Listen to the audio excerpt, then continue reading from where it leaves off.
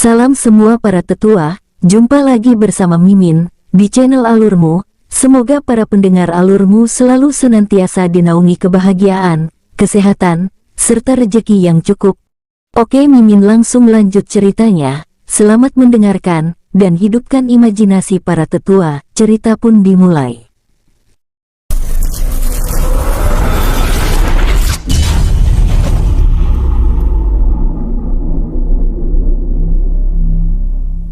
Jutaan elemen asing bergerak seperti cahaya memenuhi semesta kehampaan yang gelap gulita tersebut, bergesekan dan saling bertabrakan, menghasilkan ledakan dahsyat yang terus memicu badai ruang dan waktu. Di dalam semesta kehampaan tanpa batas itu, sebuah bola transparan yang terlihat seperti gelembung air terus bergerak, melesat menuju pusat badai. Sesekali gelembung air transparan itu terkena hantaman elemen asing, membuatnya terpental dan terombang-ambing dengan ekstrim. Duar, ledakan dahsyat terus bergema, menghadirkan percikan cahaya yang menyilaukan mata, namun tiga sosok yang berada di dalam gelembung air itu tidak terpengaruh sedikitpun.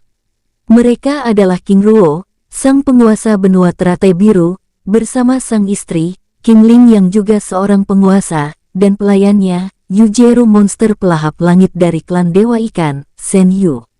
Di dalam bola perisai air langit, King Ling dengan tenang terus mengirimkan kekuatan penyembuhan pada King Ruo, sedangkan Yujeru yang duduk 5 meter dari mereka, dengan tenang menjaga bola perisai air langit yang terus bergerak. Tiba-tiba King Ling panik, saat kekuatan dalam tubuh King Ruo tiba-tiba menjadi kacau kembali. "Penguasa putri, apa yang terjadi?" tanya Yujeru ikut panik. "Liang Hao, aku juga tidak mengerti," jawab King Ling sambil meminta Yujeru untuk tetap mengendalikan bola perisai transparan itu. "Apakah hati iblis telah muncul? Tapi bukankah itu seharusnya muncul di tahap 5 atau tahap 6 semi-abadi? Sadarlah kakak." King Ling membatin, menatap King Ruo dengan khawatir. Di dalam alam bawah sadar, King Ruo berusaha untuk tetap tenang, mengendalikan kemarahan dan kekecewaannya. Kemarahan atas kelemahannya yang harus mengorbankan banyak orang terutama melukai King Ling, Yuan Bai dan rombongannya memasuki badai ruang dan waktu. Kemarahannya atas kehadiran Dalu Wang Heng, serta kekuatan jahat lainnya yang berusaha mengganggu ketenangan benua teratai biru, yang dapat mengganggu dan membahayakan orang-orang yang dia sayangi. Pada saat dirinya berusaha untuk menenangkan diri, King Ruo dikejutkan dengan kenangan buruk mengenai masa lalunya, yang disertai munculnya sosok yang menyerupai dirinya. King Ruo, dirimu yang malang, apa yang kamu perjuangkan? Kematian di depan mata, tetapi apakah ada orang yang peduli? Kamu hanya manusia bodoh yang begitu naif yang menganggap diri begitu berarti untuk orang lain. Apakah kamu ingat saat masih berada di kota Perak, kamu selalu dihina dan dilecehkan oleh orang-orang, bahkan oleh anggota klan yang kamu lindungi dengan nyawamu, ucap sosok bermata gelap seperti dirinya itu mengoceh, memprovokasi, dan menggoyahkan tekad King Ruo. "Pergi dan jangan ganggu aku," ucap King Ruo pelan, mencoba melawan penindasan sosok itu. "King Ruo yang malang, aku adalah dirimu, dan dirimu adalah aku, lalu bagaimana bisa dirimu mengusir diriku? Kita berasal dari tempat yang sama-sama naif dan bodoh, yang selalu memaksa diri dan mengandalkan orang lain. Tanpa darah emas Luo Feng, kamu hanyalah orang cacat yang lemah." Teriak King Ruo mulai ikut marah. "Di dunia luar, suamiku, bertahanlah. Jangan biarkan kemarahan dan kebencian menguasai hati dan kesadaranmu," ucap King Ling sambil terus mengirimkan kekuatan penyembuhan, dan mengorbankan dirinya yang juga masih terluka. Di dalam alam bawah sadar, akhirnya, kamu menunjukkan jati dirimu. King Ruo yang pemarah, pendendam dan sang pembantai tanpa ampun, keluarkan emosimu. Kamu yang begitu pemarah saat orang lain mengganggu ketenangan hidupmu, tetapi kamu tidak pernah memikirkan orang lain saat mereka diganggu oleh dirimu, ucap sosok bermata gelap itu. "Pergi," teriak King Ruo kesal, karena sosok itu terus mengganggu konsentrasinya. "King Ruo, ternyata kamu mulai kasar, aku suka itu." Selama ini kamu selalu menahan diri dan berperilaku sopan untuk menutupi kejahatan dan kekejamanmu, membangun citra diri yang baik agar dapat dianggap sebagai pahlawan. King Ruo, tanpa kekuatan yang diberikan oleh orang lain, kamu hanya omong kosong, bahkan pujian dan hormat yang kamu terima selama ini mungkin akan berganti dengan cacian dan hinaan jika kamu itu lemah. Jika tidak ingin pergi, maka diamlah, teriak King Ruo sekali lagi. Diam. Apakah ini sebuah negosiasi? Dan aku setuju, tetapi dengan syarat, jawab sosok itu dengan tersenyum licik. Aku tidak akan pernah bernegosiasi dengan makhluk seperti dirimu. Jika ingin bicara, silakan, ucap King Ruo sambil memejamkan matanya. Oh baik, jawab sosok itu lalu duduk di hadapan King Ruo. Dahulu kala, ada seorang pemuda cacat yang putus asa, menantang kematian dan berharap pada keberuntungan langit. Tiba-tiba langit mendengar, dan sang pemuda itu benar-benar bertemu dengan keberuntungannya, bertemu dengan orang lain yang rela membagi kekuatan hidupnya, lalu bocah naif itu menjadi kuat, dan tiba-tiba dicintai semua orang, atau hanya perasaannya saja. Jika pemuda itu masih cacat, aku rasa dia hanya akan menjadi tukang sampah, bahkan wanita yang mengaku mencintainya, mungkin juga, ucap sosok itu tiba-tiba menghentikan kata-katanya saat merasakan aura kemarahan dari sosok King Ruo. Tutup mulutmu, teriak King Ruo dingin. Ayo lepaskan kemarahanmu, ucap sosok itu dengan sangat senang, karena mengetahui kelemahan King Ruo. Jangan sombong. Jika kamu tidak kuat, apakah kamu yakin dia akan menjadi ibu dari anak-anakmu? Sosok itu kembali lagi berbicara. Ark, teriak King Ruo kesal, hingga memuntahkan darah segar dari mulutnya, membuat sosok itu tertawa terpingkal-pingkal. Penguasa putri, apa yang sebenarnya terjadi? Tanya Yu Jieru panik. Liang Hao, jangan mendekat, ucap King Ling cepat, saat merasakan ledakan aura kemarahan keluar dari tubuh King Ruo. Ini benar-benar serangan hati iblis. King Ling membatin. King Ruo, menyerahlah. Jika tidak, aku akan membiarkan luka itu membunuhmu. Jika kamu menyerah, aku akan membantumu, bahkan membuatmu menjadi semi-abadi tingkat 9, ucap sosok bermata gelap itu terus merayu. King Ruo terdiam sesaat, lalu meminta sosok bermata hitam gelap itu mendekatinya. Sus! King Ruo meraih lehernya dan mencekiknya. King Ruo tersedak dan terbatuk-batuk, sambil melepaskan cengkraman tangannya, membuat sosok itu tertawa terpingkal-pingkal. Bodoh, kamu tidak bisa membunuh dirimu sendiri. Jika kamu mau, maka biarkan aku yang melakukannya, ucap sosok itu sambil mengeluarkan pisau hitam dengan aura kematian. King Ruo terdiam, menatap sosok bermata gelap itu dengan tajam. 5 menit keheningan terjadi di antara mereka berdua, membuat suasana di dunia luar sedikit tenang. Aku tidak bisa membunuh diriku sendiri, tetapi sifat itulah yang akan membunuhku. Kemarahan, kebencian, dan keegoisan. Semua sifat yang berseberangan dengan kebaikan. Jika kamu adalah diriku, maka tinggallah bersamaku. Memahami diri sendiri dan menerima kelemahan bahwa itu adalah kenyataan bukanlah hal yang buruk. Kamu tidak bisa memaksa diri agar terlihat kuat, apalagi memaksa diri agar disukai oleh banyak orang, dan kamu juga tidak bisa memaksa orang lain agar tetap mencintaimu. Diriku yang lainnya, mari bersama bertarung melawan kepahitan dan memperjuangkan prinsip kebenaran tanpa pamrih, ucap King Ruo pelan, membuat sosok bermata gelap itu tiba-tiba lenyap. Tiba-tiba aura kekacauan, kemarahan dan kebencian yang sebelumnya memenuhi bola perisai, kini perlahan hilang dan menjadi tenang kembali. Akhirnya, ucap King Ling lega, sambil menenangkan Yu Jieru. 5 hari kemudian, King Ruo membuka mata, memalingkan wajahnya menatap King Ling yang duduk di belakangnya. Kakak, tenanglah. Pulihkan dirimu, ucap King Ling dengan senyumnya yang manis. Ling terima kasih, balas King Ruo sambil menjelaskan keadaannya yang sudah mulai pulih, serta meminta sang istri untuk memulihkan dirinya. Tapi kakak, Ling kamu juga terluka. Selain itu kamu juga harus memulihkan kekuatan yang telah kamu gunakan untuk memulihkan diriku beberapa hari ini, ucap King Ruo dengan wajah serius. Tampak keengganan di wajahnya, tetapi King Ling hanya bisa mengangguk. Baik, tapi bagaimana dengan kakak, Ling Er? Aku kini hanya memerlukan waktu untuk pulih kembali. Tenanglah, aku ingin kamu kembali ke dalam dunia jiwa, menemani An Er, ucapnya lembut. Baiklah, jawabannya yang langsung memasuki gerbang dimensi dunia jiwa yang telah King Ruo buka sebelumnya. Setelah King Ling pergi ke dalam dunia jiwa, King Ruo lalu kembali memulihkan dirinya. Liang Hao, jika kita sudah tiba di pusat badai ruang dan waktu, kabari aku. Baik penguasa, jawab Yu Jieru dengan hormat, yang ikut merasa senang saat melihat sang tuan yang kini telah sadar dan dapat memulihkan diri. Di dalam dunia jiwa, King Ling memasuki kamar utama Istana Emas dengan tergesa-gesa, untuk menemui King Lian-an yang sudah beberapa hari ditinggalkannya.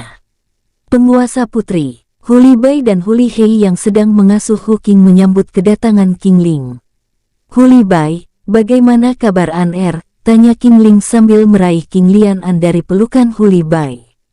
Penguasa putri, Putri Lian-an untuk beberapa hari ini cukup tenang, jawab Hu Li Bai.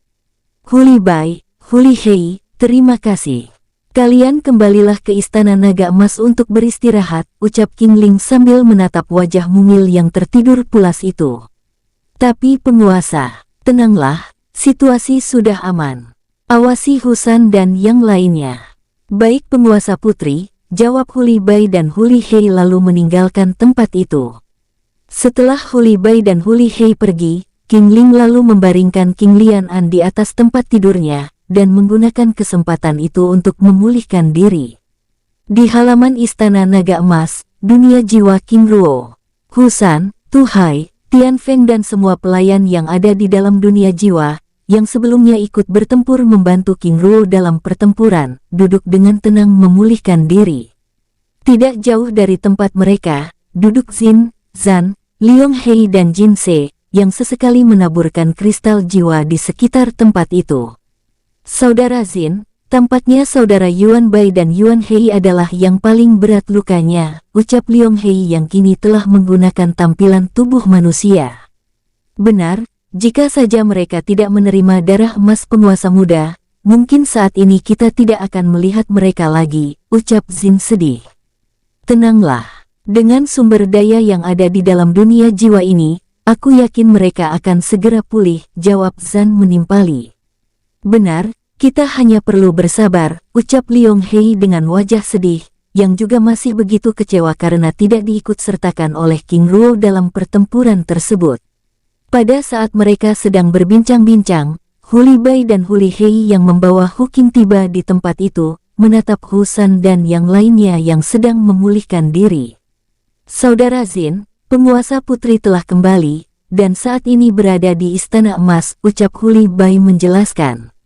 Syukurlah, itu berarti penguasa muda baik-baik saja, jawab Liong Hei. Sepertinya demikian, ucap Hu Li Hei sambil menatap sang suami, Tu Hai yang sedang memulihkan diri.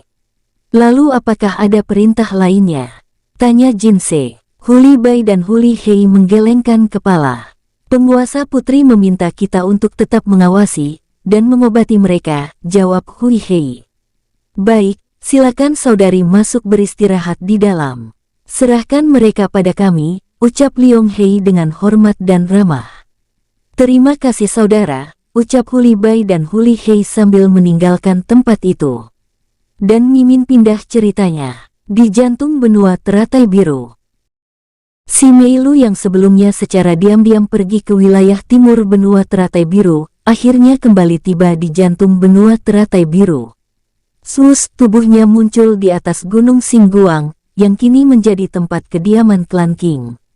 Dengan tenang sosok itu pergi ke Gunung Barat, yang merupakan kediaman khusus keluarga inti klan, lalu muncul di halaman Istana Barat. Yuyuer, ucap King Ruyue menyambut kedatangannya. Nenek, aku ingin memasuki aula Istana Jiwa, ucap si Mei Lu, sambil berusaha menyembunyikan kekhawatirannya. Kebetulan sekali, ucap King Ruyue membawa si Mei Lu ke dalam ruangan rahasia klan itu. Di dalam ruangan, telah hadir King Peng, King Xia, King Long, Zishu, King Duan Ren dan Ling Yun. Ayah, Ibu, ucap si Meilu menyapa King Peng dan Ling Yun, serta semua orang yang ada di dalam ruangan itu yang tampak begitu cemas. Yuyuer, ucap Ling Yun dengan wajah sedih. Ibu, tenanglah, ucapnya mencoba menenangkan Ling Yun, yang sebenarnya dia juga begitu khawatir. Kakak, ucap Zishu menghamburkan diri memeluk si Meilu sambil menangis terseduh-seduh. Tenanglah, semuanya akan baik-baik saja, ucapnya mengusap-usap punggung Zishu sambil menatap lencana giok jiwa King Ruo dan King Ling yang masih retak. Ayah, Ibu, bagaimana kondisi lencana giok jiwa ini sebelumnya? Tanya si Meilu. Ini lebih baik dari sebelumnya, bahkan lencana giok jiwa Ruoer bahkan hampir hancur, jawab King Peng menjelaskan, membuat jantung si Meilu berdetak dengan kencang. Itu berarti mereka sudah aman, ucap si Meilu pelan. Sepertinya kakak tahu. Kakak, apa yang sebenarnya terjadi? Tanya King Zishu dengan tatapan memohon. Si Meilu menghembuskan nafas panjang lalu menatap semua orang yang ada di dalam ruangan yang juga melihatnya dengan tatapan memohon. Adik Ruo dan adik Ling ternyata merahasiakan sesuatu yang sangat mengerikan dari kita, ucap si Meilu pelan, membuat semua orang yang ada di dalam ruangan itu terkejut. Yuyuer, apa itu? Tanya King Peng, cepat. Ayah, ternyata selama ini mereka memiliki musuh yang sangat kuat, bahkan salah satu dari mereka adalah seorang kultivator semi-abadi tingkat 6, mereka adalah para dewa dari daratan ilahi. Dalam pertempuran yang sangat mengerikan itu, adik Ruo dan adik Ling, dan semua pelayannya begitu kewalahan, hingga akhirnya mereka menyeret sang lawan ke dalam badai ruang dan waktu, ucap si Meilu sambil meneteskan air mata, menahan rasa sesak di dadanya, bahkan Zishu yang sebelumnya sudah tenang, kini menangis kembali. Kakak, lalu apa yang terjadi? Tanya King Zishu. Zishuer, tentu saja mereka melanjutkan pertempuran di dalam badai ruang dan waktu, jawab si Meilu. Tapi bagaimana kakak bisa tahu? Tanya Zishu. Karena kakak hadir dalam pertempuran itu, tapi kakak terlambat, ucap si Meilu pelan. Apa? Saat itu kakak di mana?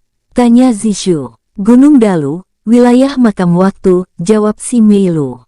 Itu adalah wilayah timur benua teratai biru, ucap King Ruyue. Nenek Agung benar, jawab si Meilu pelan. Tenanglah, semuanya akan baik-baik saja, ucap Ling Yun dengan sangat yakin, menatap lencana giok jiwa yang secara perlahan mulai membaik tersebut. Semoga kakak Ruo dan kakak Ling baik-baik saja, ucap King Zishu sambil menyeka air matanya. Di tempat lain, kawasan Gunung Dalu, orang-orang dari klan Si dan klan Mu terus berdatangan untuk melihat kawasan Gunung Dalu yang sebelumnya digunakan sebagai arena pertempuran. Jangan memasuki pusat pertempuran, atau kalian akan menjadi kabut darah, ucap si Wang Hong mengingatkan semua orang. Maksud Patriark? Tanya seorang murid penasaran. Selain berbagai jenis mantra formasi yang masih aktif, aura pembunuhan ini juga bisa membunuh, jawab si Wang Hong menjelaskan, membuat semua orang yang datang di tempat itu hanya terdiam. Namun sebagian dari mereka ada yang tidak percaya, terlebih lagi saat melihat 3 bilah pedang Sue Luo yang tertinggal di tempat itu, tertancap dan terus berdengung yang sesekali melepaskan kekuatan petir.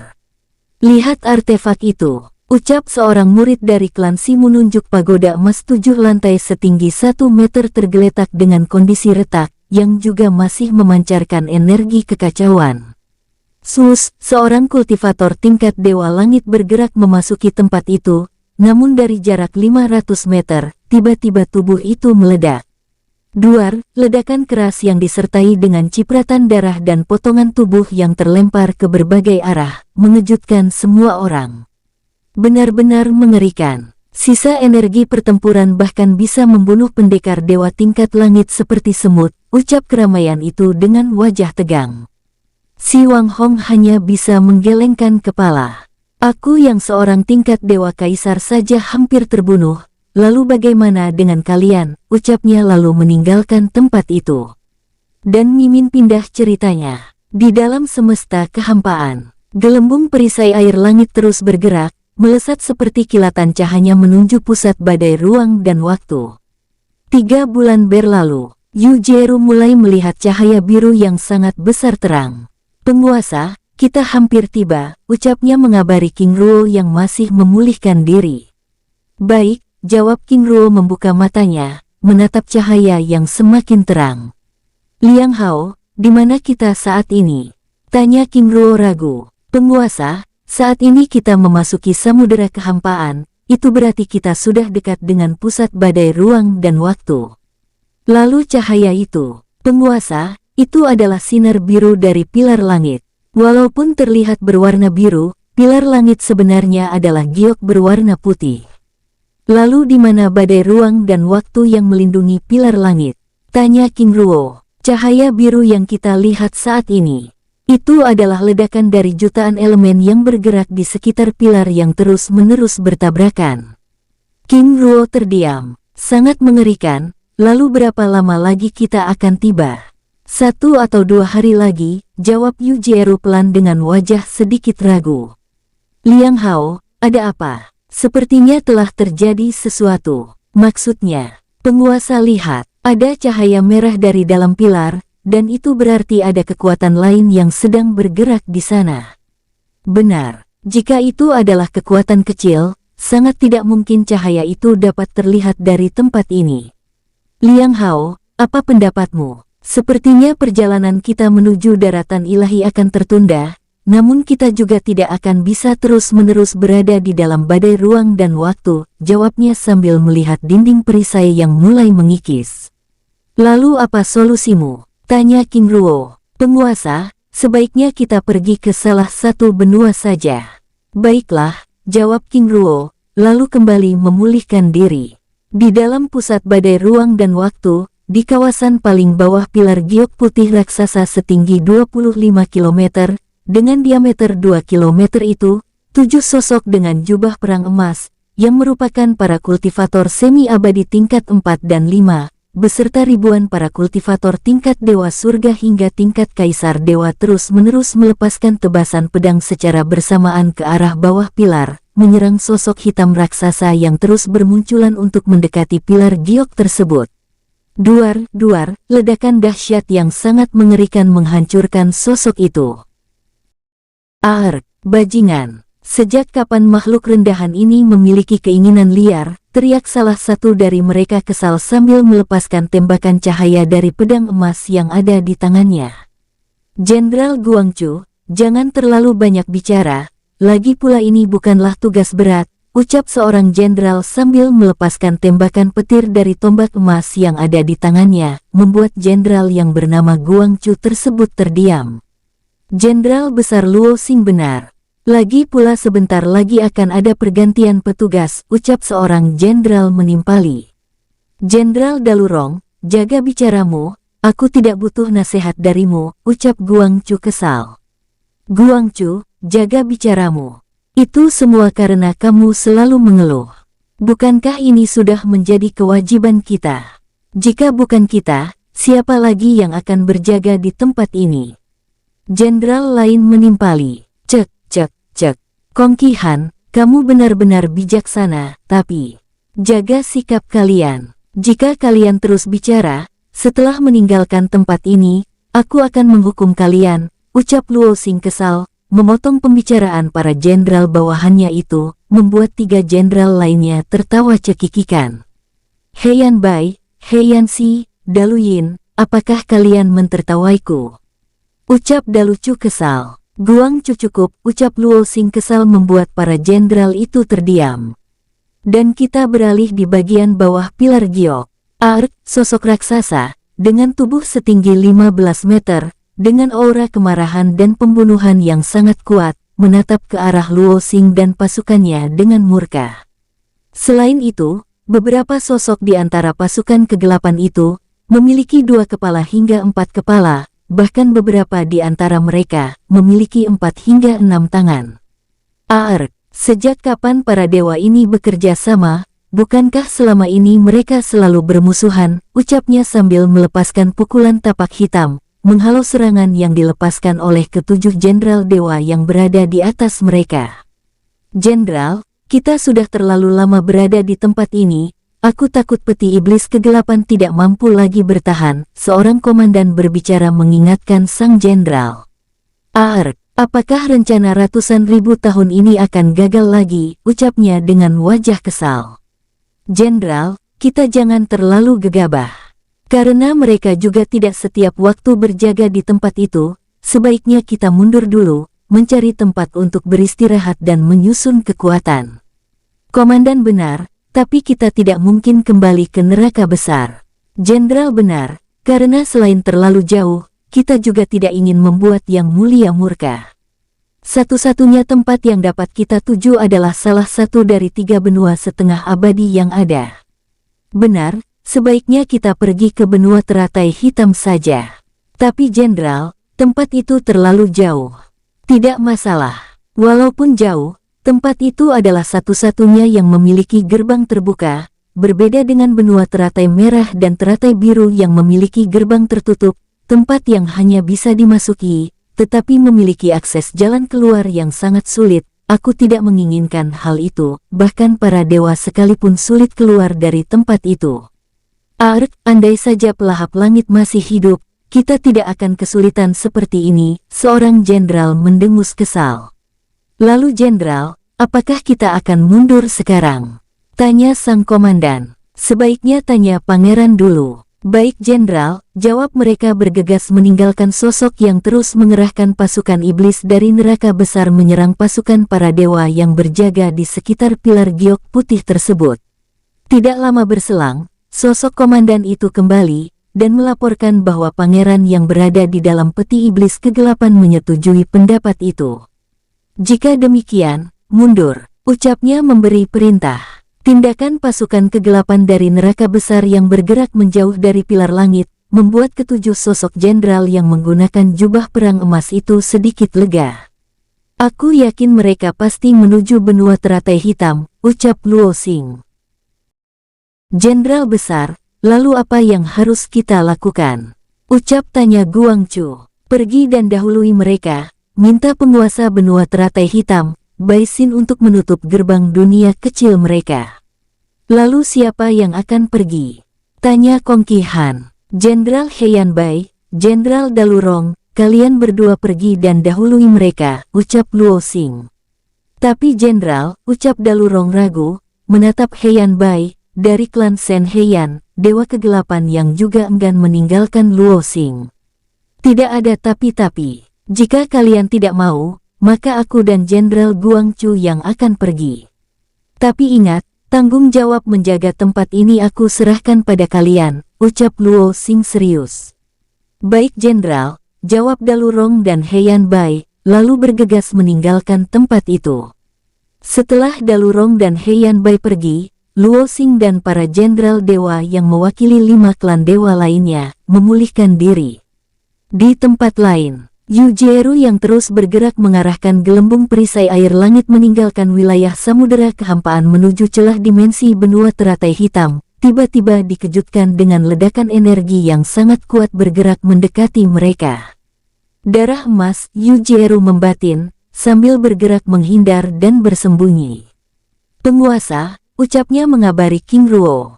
Aku juga merasakannya, setidaknya mereka berada di tingkat 5 semi-abadi. Ucap King Ruo membuka mata, menatap 2 kilatan cahaya keemasan mendahului mereka.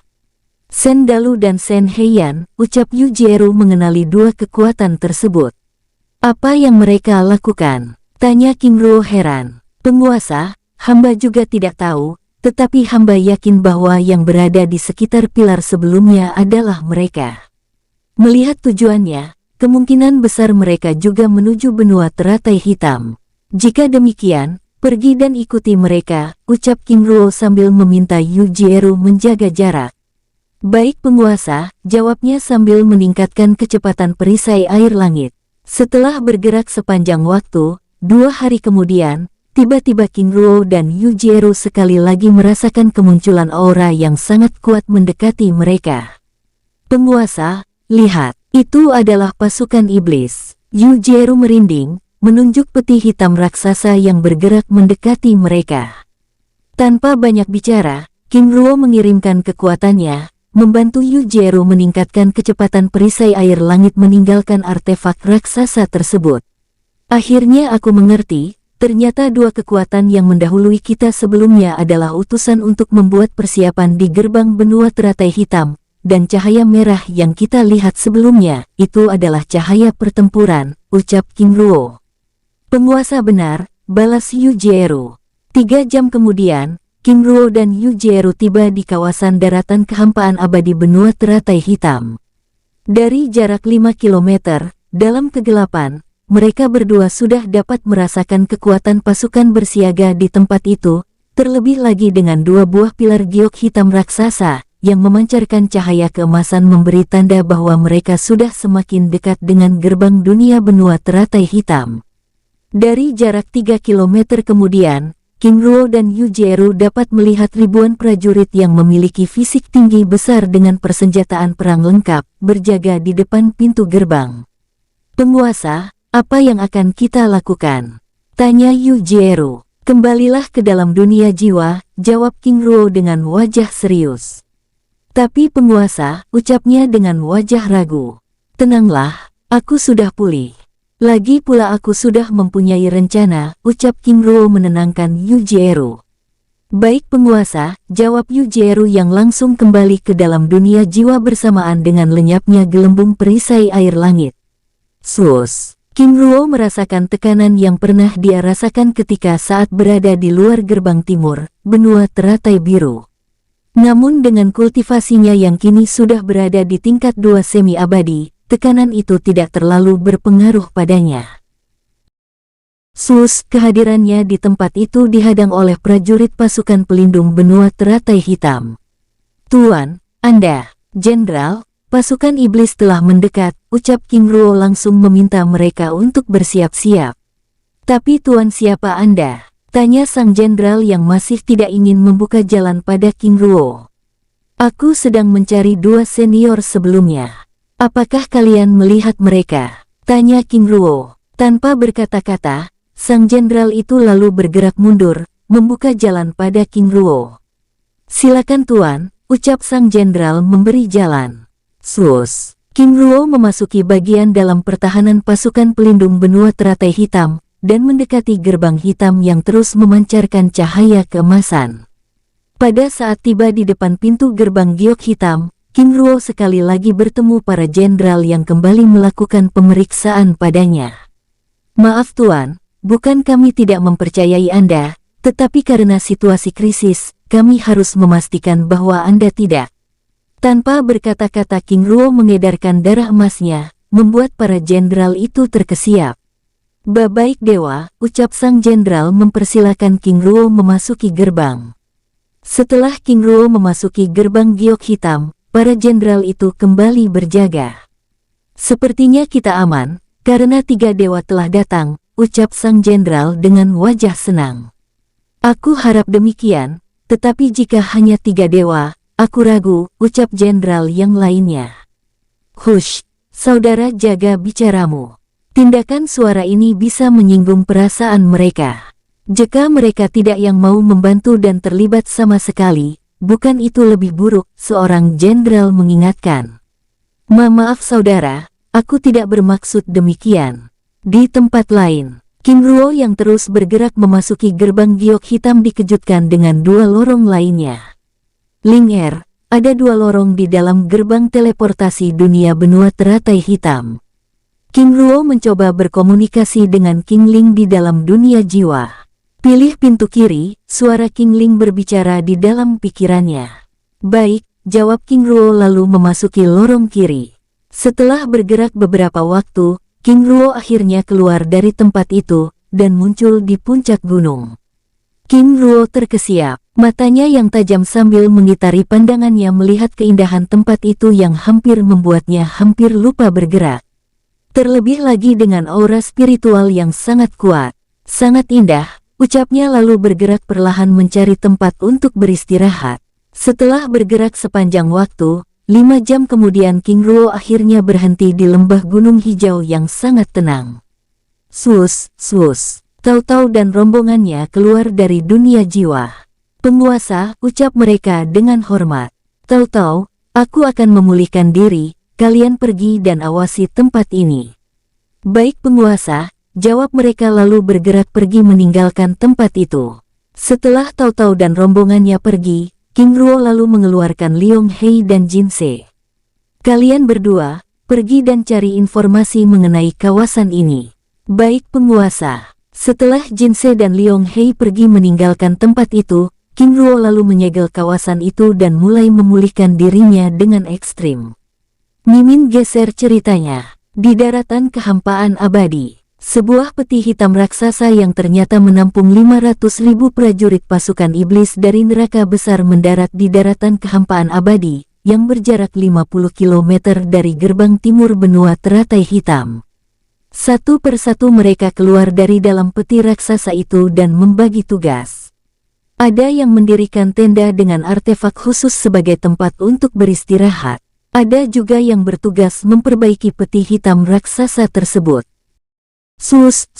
Beberapa sosok yang merupakan jenderal utama pasukan serta sosok pemimpin utama pasukan iblis itu keluar dan meninggalkan peti hitam, bergerak menemui pasukan pelindung benua teratai hitam. Di pintu gerbang timur benua teratai hitam, para jenderal dan komandan pasukan sedang terlibat dalam pembicaraan serius. Benua teratai hitam berada di bawah perlindungan para dewa. Akan sangat lucu jika kita membiarkan pasukan iblis itu memasuki dunia kita. Apalagi penguasa agung Bai Xin sudah mengeluarkan perintah bahwa kita tidak perlu melakukan negosiasi lagi, ucap seorang jenderal berbicara dengan tegas. Tapi, bagaimana jika jumlah mereka lebih banyak dari pasukan kita? Itu tidak masalah, lagi pula 3 dewa juga sudah datang, dan tidak menutup kemungkinan pasukan dewa lainnya juga akan tiba, jawab seorang jenderal menjelaskan. Tapi bagaimana jika bantuan tidak datang? Itu sama saja menjadikan tempat ini sebagai ladang pertempuran dan yang paling dirugikan dalam hal ini adalah pasukan kita. Apakah kalian meragukan kekuatan kami? Lagi pula menahan mereka di luar dunia benua teratai hitam itu lebih baik daripada mengusir mereka ketika sudah berada di dalam benua. Aku rasa itu sangat sulit, bahkan bisa jadi kalian akan diperbudak, ucap 2 sosok dengan aura emas muncul di tempat itu, membuat mereka yang sedang berdebat itu terdiam. Dewa, maksud kami, ucap sang jenderal menghentikan kata-katanya saat melihat penguasa agung Bai Xin muncul di tempat itu. Namun belum sempat Bai Xin berbicara, tiba-tiba mereka merasakan ledakan aura yang sangat kuat bergerak mendekati mereka. 7 sosok makhluk dengan tampilan yang mengerikan tiba di tempat itu. Berhenti dan menjaga jarak hingga 1 kilometer dari pasukan yang sedang berjaga. Hormat pada penguasa agung Bai Xin, aku Mogui Wangzi, ingin meminta izin. Pergi dan tinggalkan daratan kehampaan abadi, jawab Bai Xin memotong kata-kata Mogui Wangzi, membuat suasana di tempat itu tiba-tiba menjadi tegang. Tapi penguasa agung, kami hanya pergi sekarang juga, atau aku langsung mengerahkan pasukanku, ucap Bai Xin, membuat Mogui Wangzi terdiam dengan perasaan geram. Pangeran, sebaiknya kita mundur saja, lagi pula kita bisa bersembunyi di ujung daratan kehampaan abadi, atau kita benar-benar mengalami kerugian, karena aku yakin, Bai Xin berani berbicara seperti itu karena mereka sudah mempersiapkan diri, dan tentunya dukungan dari para dewa keparat itu. Mogui Wangzi hanya bisa menganggukkan kepala. Jenderal Lang Hei benar, mari kita pergi. Bai Xin, ketika saatnya tiba, aku Mogui Wangzi akan membuat perhitungan denganmu, ucapnya sambil bergerak pergi. Namun ancaman yang diucapkan oleh Mogui Wangzi langsung mendapat balasan berupa tembakan ratusan panah emas. Ratusan anak panah melesat seperti kilatan cahaya. Duar, ledakan dahsyat bergema menggetarkan tempat itu.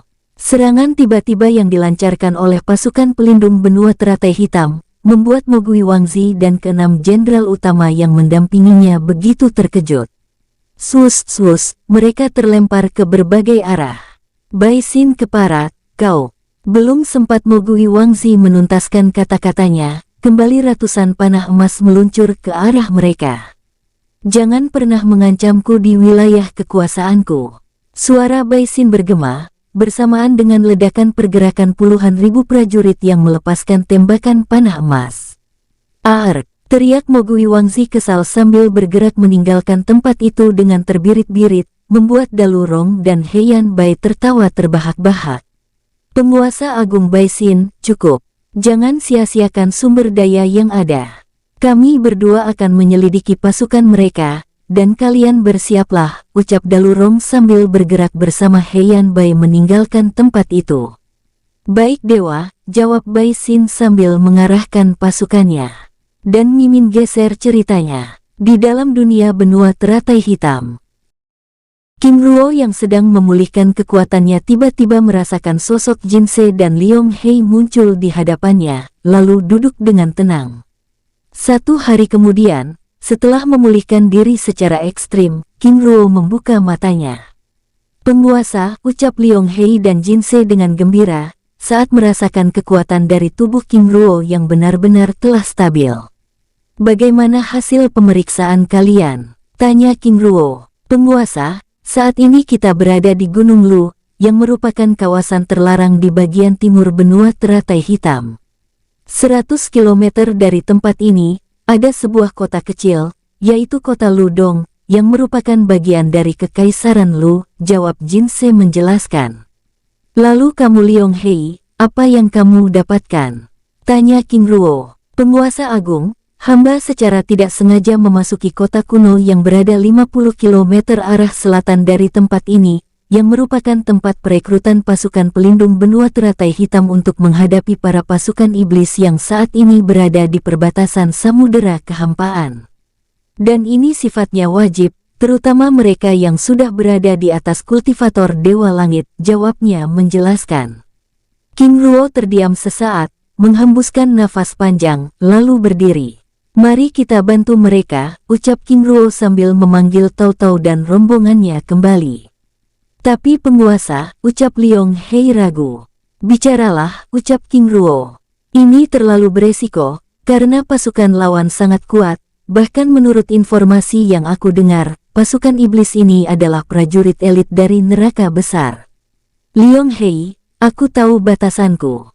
Lagi pula melawan iblis adalah kewajibanku. Aku tidak bisa berpangku tangan melihat kekacauan yang akan mereka lakukan.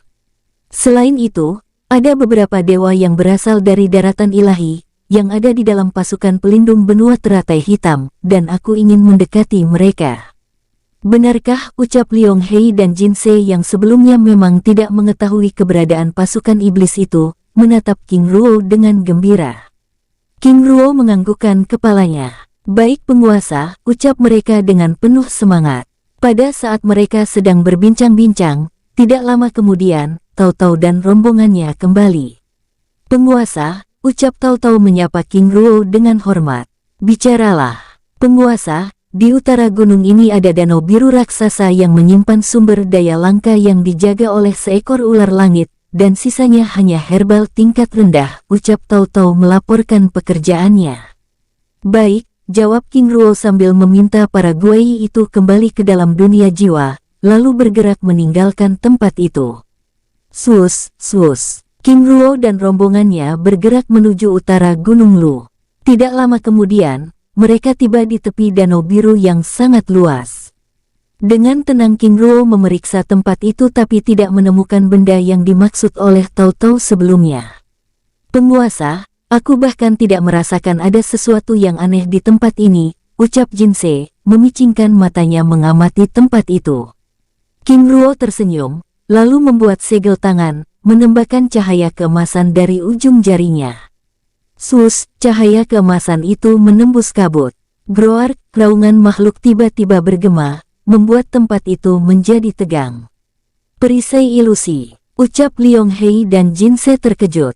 "Sesuatu yang sangat berharga pasti akan dilindungi oleh sesuatu yang luar biasa," ucap King Ruo tersenyum. Sung, tiba-tiba tampak sebuah pulau kecil di tengah pulau.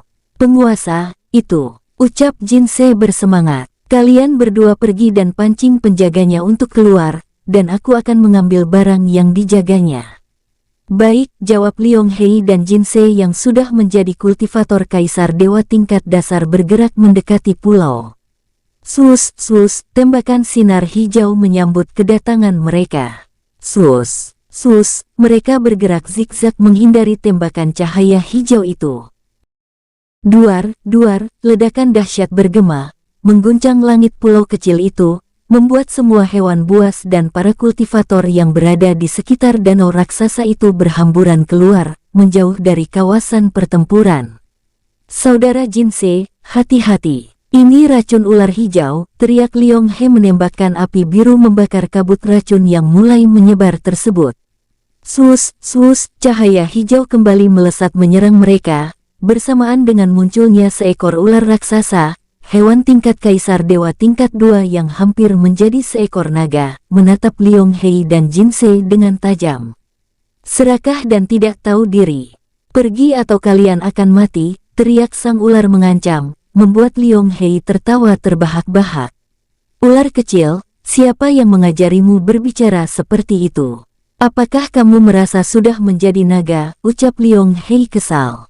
Manusia bodoh, jika kamu tidak pergi, kamu akan berurusan dengan tuanku, ucapnya kesal. Kau yang bodoh, kami bukan manusia, dasar ular tolol, panggil saja tuanmu itu, tantang Jinsei, mengulur waktu. Dasar sombong. Tunggu saja, ucap sang ular itu kesal, lalu kembali menyerang.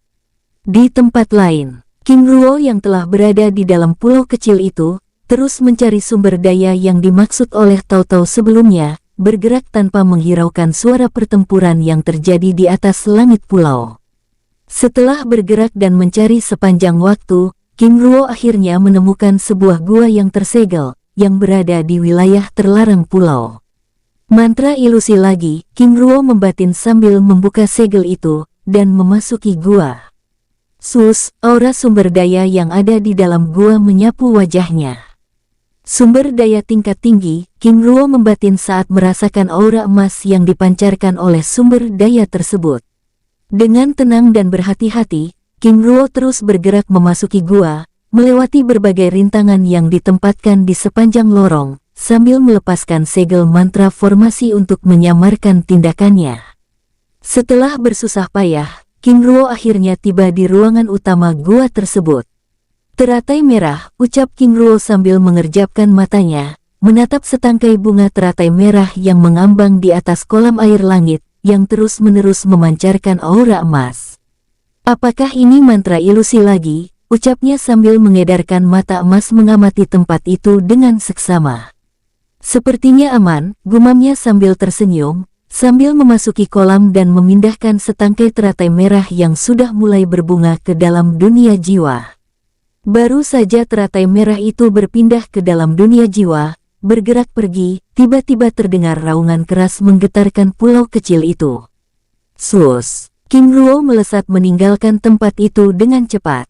Mimin geser ceritanya. Di atas langit pulau kecil. Gror! Raungan keras seekor naga air perak bertanduk emas muncul dari langit, menatap ular hijau raksasa dengan kesal. Bodoh, apa yang kamu lakukan di tempat ini? Ucap sang naga sambil melepaskan tembakan pada Liong He dan Jinsei yang langsung bergerak menghindar. Maksud tuan? Tanya ular hijau itu kebingungan. Mereka ini hanya pengalihan, ucapnya murka sambil melepaskan tembakan air. Oh tidak. Itu berarti teratai itu telah hilang. Bagaimana bisa begitu bodoh, ucapnya dengan sedih dan murka, menatap Liong He dan Jinsei yang terus bergerak menghindari serangan sang naga air dengan tatapan kebencian. Duar, duar, ledakan keras mengguncang langit pulau kecil itu, membuat beberapa kultivator yang berada di kawasan Danau Biru yang sebelumnya keluar dari tempat itu, kini benar-benar pergi menjauh.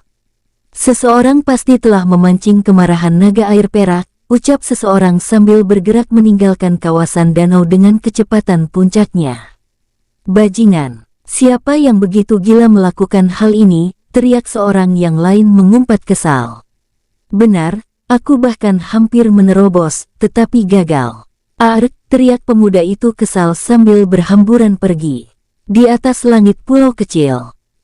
Sus, sosok King Ruo muncul, mengawasi Liong He dan Jinsei yang sedang bertarung melawan seekor naga air berwarna perak dengan tanduk emas, dan seekor ular langit berwarna hijau yang terus menembakkan racun hijau dari mulutnya. Naga air ini benar-benar kuat, bahkan sudah berada di tingkat dasar semi-abadi. King Ruo membatin. Swoosh! King Ruo melepaskan pukulan tapak naga emas ilahi, dan menyerangkan pukulannya dengan telak menghantam kepala sang naga. Duar, sang naga terlempar hingga puluhan meter, menatap King Ruo dengan terkejut. Aura ini, sang naga membatin menatap King Ruo dengan penuh selidik. "Tuan, siapa Anda? Mengapa ikut campur dengan urusan kami?" Ucapnya menghentikan serangannya, menatap King Ruo dan Liong Hei dengan heran. Tidak jauh dari tempat itu, ular hijau yang sebelumnya terlihat begitu ganas juga ikut menciut, dan langsung menjaga jarak. Sangat kuat, bahkan dengan serangan tunggal dapat melukai tuan, sang ular membatin. "Liong Hei," ucap King Ruo menatap Liong Hei yang berada di belakang Jinsei yang sedikit terdiam. "Penguasa, hamba." Liong Hei ragu. "Bicaralah." "Hamba mengenali naga air perak ini, tapi hamba ragu," ucapnya membuat sang naga air itu terkejut. "Tuan, siapa Anda?" tanya sang naga air yang memiliki harapan agar tidak berurusan dengan King Ruo itu mengubah wujud transformasi naga perak menjadi manusia, bahkan sang ular hijau itu juga ikut melakukannya. "Aku Liong Hei, apakah kamu pernah mendengar nama itu?" tanya Liong Hei, membuat sang manusia naga itu mengerutkan keningnya. "Sui Yang, apakah benar itu namamu?" tanya Liong Hei. "Benar tuan," jawabnya dengan tatapan yang semakin heran. Swoosh! Liong Hei bertransformasi dengan wujud naga emas berkepala 3. "Naga leluhur, hamba Sui Yang, putra Liong Sui Ba," ucap sang naga perak itu berlutut dengan hormat. "Sui Yang, jangan berlutut di hadapanku, tetapi berlututlah pada sosok yang ada di hadapanmu itu," suara Liong Hei berbicara pada pikirannya. "Tapi leluhur, Sui Yang, dia adalah tuanku," ucap Liong Hei, membuat Sui Yang, sang naga perak yang telah merasakan pukulan King Ruo sebelumnya langsung berlutut. "Penguasa, hamba mohon pengampunanmu atas kelancangan hamba sebelumnya," ucapnya dengan hormat. "Sui Yang, aku juga minta maaf." "Penguasa," ucapnya memotong pembicaraan King Ruo, sambil berlutut dengan hormat. "Sui Yang, jujur saja aku adalah orang yang telah mengambil bunga teratai merah, dan aku juga harus bertanggung jawab," ucap King Ruo sambil mengeluarkan beberapa butir pil emas peledak energi, dan 2 butir pil fuyuan. "Apakah ini cukup?" ucap King Ruo. "Penguasa, hamba," jawab Sui yang ragu dengan wajah pucat pasi, menganggap tindakan King Ruo untuk menguji dirinya. "Sui Yang, terimalah," ucap Liong Hei. "Baik leluhur," ucapnya sambil menerima pemberian King Ruo dengan tangan bergetar. "Terima kasih penguasa," ucap Sui Yang dengan hormat. "Pil emas, ini adalah pil para dewa." Ular hijau membatin, menatap King Ruo dengan lekat. "Sui Yang, Liong Hei, selesaikan urusan kalian. Aku dan Jinsei akan menunggu di luar pulau," ucap King Ruo. "Baik penguasa," jawabnya. Setelah King Ruo dan Jinsei pergi, Liong Hei kembali mengubah tampilannya menjadi wujud manusia, sambil membawa Sui Yang turun menuju pulau, dan berbincang-bincang santai. "Sui Yang, fisik naga emas yang kamu lihat sebelumnya adalah pemberian dari penguasa muda, dan wujud asliku sebelumnya adalah naga hitam, dan kamu pasti tahu." Liong Hei menjelaskan, membuat Sui Yang terperangah. "Paman leluhur Liong Hei, itu sudah ribuan tahun yang lalu. Saat itu aku bahkan tidak mampu mengingat wajahmu, namun ayahanda selalu menyebut namamu," ucap Sui yang menatap Liong Hei dengan lekat. "Benar, saat aku meninggalkan klan, kamu masih berumur 3 tahun, namun aku ingat dengan tanduk emasmu yang lucu itu," ucap Liong Hei sambil tersenyum senang, membuat Sui yang tersenyum kecut. "Lalu apakah paman leluhur akan kembali ke dunia gerbang 9 naga?" Liong Hei menggelengkan kepalanya. "Sui Yang, apakah kamu lupa bahwa yang pergi tidak akan bisa kembali, terlebih lagi dengan tindakanku yang melawan aturan saat itu?" "Tapi paman, penguasa gerbang 9 naga telah mengubah aturan itu, dan mereka yang pergi kini bisa kembali." "Sui Yang, kini aku adalah pelayan. Hidup dan matiku ada di tangannya. Paman leluhur, jika aku boleh tahu, siapa sosok yang paman layani itu? Tanya Sui Yang dengan serius. Dia adalah penguasa muda King Ruo, pewaris tahta penguasa wilayah selatan daratan ilahi. Apa? Sui Yang dan ular hijau terperangah, bahkan membuat tubuh mereka bergidik. Tenanglah, penguasa muda adalah tuan yang baik. Namun perlu kalian ingat, jangan pernah menyinggung orang-orang dengan nama King, terutama mereka yang memiliki nama King Zilong, King Zishu dan King Yuyu. Selain itu ada nama lain di luar nama itu, Biandui Tingsi, He Tianba, Beikin, dan secara khusus orang-orang dengan nama Luo. Liong Hei menjelaskan. Baik leluhur, jawab Sui Yang dengan sungguh-sungguh. Leluhur, ini, ucap Sui Yang ragu saat Liong Hei tiba-tiba memberikan cincin penyimpanan padanya. Sui Yang, aku tidak tahu kapan lagi kita berjumpa. Anggap saja kenang-kenangan dari tuanku. Semoga di suatu kesempatan aku bisa mengunjungi tanah leluhur. Baik, terima kasih. Aku harap paman leluhur bisa kembali, ucap Sui Yang dengan hormat. Baik, jaga diri kalian. Jika kamu kembali, sampaikan salamku pada ayahmu, ucap Liong Hei lalu bergerak pergi. Di tepi danau biru, penguasa, mengapa harus menukar teratai merah dengan pil emas Fuyuan? Apakah itu tidak berlebihan? Jinse, pil Fuyuan dapat kita beli dan kita buat, tapi teratai merah tidak dapat kita tumbuhkan dalam sekejap. Anggap saja ucapan terima kasih pada Sui Yang karena telah menjaga bunga itu. Selain itu, karena dia memiliki hubungan dengan Liong Hei, bukan itu berarti dia juga saudara kita, ucap King Ruo. Jinse terdiam sambil menganggukkan kepalanya. Penguasa benar, ucapnya sambil menatap King Ruo dengan kagum dan hormat. Pada saat mereka sedang berbincang-bincang, tiba-tiba mereka melihat Liong Hei bergerak menghampiri. Sus, tubuhnya muncul di hadapan King Ruo dan Jinse. Penguasa, maaf membuat Anda menunggu. King Ruo tersenyum ramah. Tidak masalah, lagi pula aku sangat menikmati suasana di tepi danau ini. Liong Hei, bagaimana urusan kalian? Terima kasih penguasa, semuanya sudah beres dan kita sudah bisa pergi. Baiklah, ucap King Ruo yang langsung bergerak ke arah selatan. Dan mimin geser ceritanya. 50 km selatan Gunung Lu, di atas puncak gunung kuno, dengan ketinggian hampir mencapai awan. Berdiri dua buah pilar giok hitam, yang merupakan gerbang teleportasi yang langsung mengarah ke gerbang timur, daratan kehampaan abadi benua teratai hitam.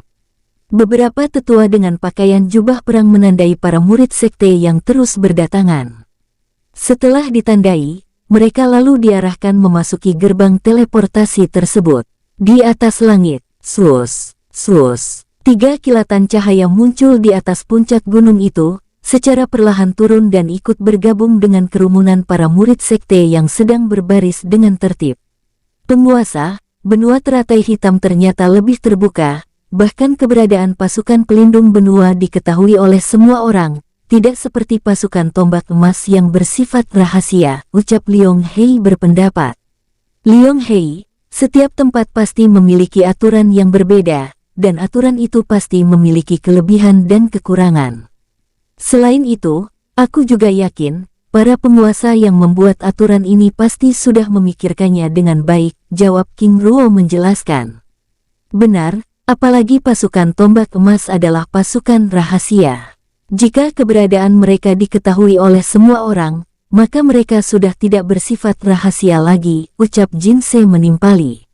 Yaitu bisa saja, tetapi yang pasti adalah perlindungan yang dilakukan secara rahasia akan membuat orang yang dilindungi lebih waspada, karena siapapun yang telah mengetahui dirinya mendapat perlindungan pasti akan selalu berpikir bahwa dirinya aman. Penguasa, aku mengerti, ucap mereka bersamaan, hingga akhirnya giliran mereka pun tiba. Saudara silakan maju, ucap seorang pemuda memanggil King Ruo dan rombongannya untuk mendekat. Saudara, ini hanya tanda sementara. Setelah perang berakhir, tanda ini akan hilang dengan sendirinya, ucap sang pemuda menjelaskan sambil meminta King Ruo dan rombongannya untuk menyentuh bola giok hitam yang ada di hadapan mereka. Baik, jawab Liong Hei. Swung, bola giok itu bergetar dan menembakkan cahaya emas pada tangan Liong Hei. Namun pada saat King Ruo menyentuh bola giok itu, tiba-tiba bola giok itu bergetar keras lalu menembakkan cahaya emas ke langit dengan ekstrim, membuat semua orang yang ada di tempat itu langsung berlutut dengan hormat. Apa yang terjadi? Tanya Liong Hei dan Jinse terkejut, menatap King Ruo yang juga terlihat kebingungan. Pada saat semua orang terdiam, tiba-tiba langit bergetar. Sus, sus, 3 sosok muncul. Salam hormat Tuan. Aku Baisin, penguasa agung benua teratai hitam, ucapnya sambil menangkupkan tangannya dengan hormat. Penguasa agung, hamba King Ruo, balas King Ruo dengan hormat. Apa? 2 sosok yang datang bersama Baisin terkejut, menatap King Ruo dengan heran dan penuh selidik. Bagaimana bisa? Mereka berdua membatin. Tuan King Ruo, aku Dalurong, ucapnya memperkenalkan diri dengan ramah, sambil menangkupkan tangannya dengan hormat. Bersambung, sampai ketemu di episode selanjutnya. Semoga kalian semua selalu terhibur, dan terima kasih.